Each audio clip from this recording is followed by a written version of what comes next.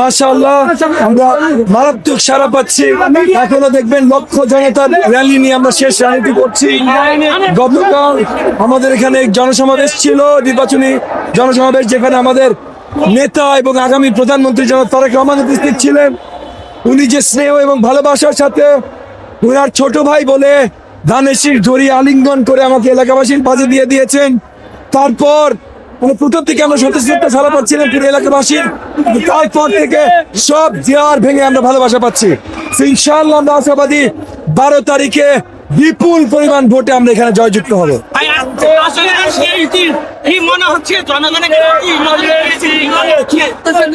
আমাদের প্রত্যাশা এবং বিপুল পরিমাণ ভোটে এই এলাকায় জয়যুক্ত হওয়া, শুধু এলাকায় না পুরো দেশে ইনশাআল্লাহ ধানের শীষের জোয়ার বয়ে যাবে।